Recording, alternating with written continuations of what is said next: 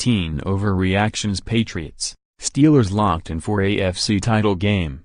The NFL's playoff picture is starting to take shape, as the first two postseason berths were claimed on Sunday.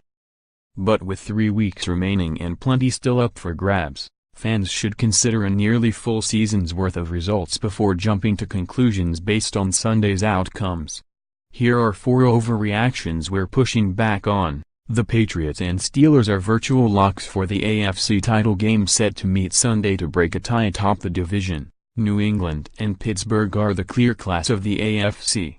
Each team is experienced, has elite talent on both sides of the ball and is a legitimate Super Bowl contender.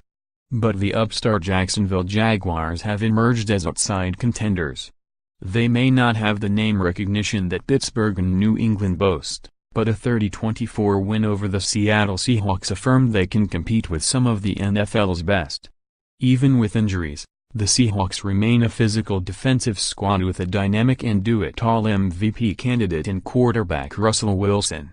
Jacksonville, though, has a defense that leads the NFL in scoring, 15.5 points a game, passing defense, 174.2 yards per game, and sacks, 47, and ranks second in total defense, 291.6. Led by rookie Leonard Fournette, the rushing offense also paces the league, 149.9. The Jaguars also lead the NFL in turnover margin at plus 14. Those are ingredients needed to win in January. With quarterback Blake Bortles limiting his mistakes and keeping the offense moving, the Jaguars have won 6 of their last 7 games. More, 40 things we learned in Week 14 of the 2017 NFL season. More, NFL playoff picture after Week 14. More, with AFC North clinched, Steelers turn sole focus to dethroning Patriots. Steelers can be counted on to mount more comebacks. Pittsburgh again needed a thrilling finish to win a game. For the 3rd consecutive week, the Steelers needed a game-winning field goal in the final minutes of the 4th quarter to seal a victory, this time a 39-38 triumph over the Ravens to clinch the AFC North. The Steelers have won 8 in a row and are holding on to the number 1 seed in the AFC. With no major injuries and young players stepping up on defense, this is as talented a team as they have had in some time. But a reliance on late surges isn't sustainable, and the Patriots could expose the limitations of such an approach. With either at offense or defense occasionally falling flat, Pittsburgh hasn't posted very many complete games. Of all the division leaders in the NFL, only the Chiefs, plus 40, have a smaller margin of net points than the Steelers, plus 69.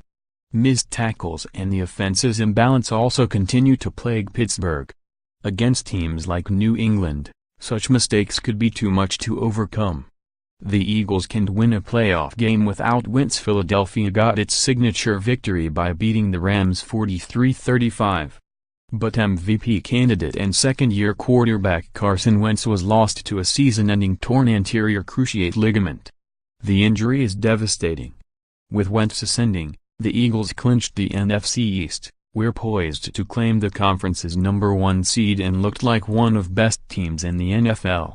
Philadelphia is still guaranteed no worse than the number 4 seed and at least one home playoff game, but the team could spiral without its offensive leader. Now, it will be up to backup Nick Foles to keep Philly afloat. Foles completed 6 of 10 passes for 42 yards on Sunday. The Eagles gained only 79 yards in the 3 series he led them, but he iced the game with a huge 3rd and 8 throw to receiver Nelson Agholor for 9 yards.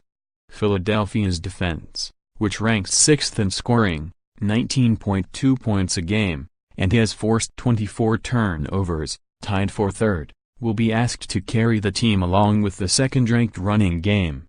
Game plans should be catered around Foles' strengths, with an emphasis on avoiding turnovers and managing the game. Time for Teddy in Minnesota? The Vikings fell 31-24 in a crucial road game against the Panthers, ending their 8-game winning streak and dropping them to 10-3. Quarterback Case Keenum had 3 turnovers, including 2 interceptions, and completed 27 of his 44 attempts for 280 yards and 2 touchdowns. The performance was uneven, But it's not quite time to hand the team to Teddy Bridgewater, who still hasn't played since suffering a significant knee injury before the 2016 season. Keenum had his share of mistakes, but he wasn't the primary reason Minnesota stumbled. The Panthers sacked Keenum 6 times and hit him another 7. He simply was not comfortable in the pocket all game long. Despite trailing at halftime by only 1 point, Minnesota abandoned the running game. The Vikings averaged 4.8 yards per rush but ran the ball only 21 times. The offense became one-dimensional. His second interception, which came in the fourth quarter, was not his fault. Keenum certainly had his hand in the Vikings' loss.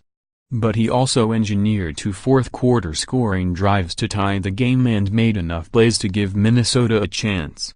Follow Lorenzo Reyes on Twitter @LorenzOGrice. Photos: Best of NFL Week 14.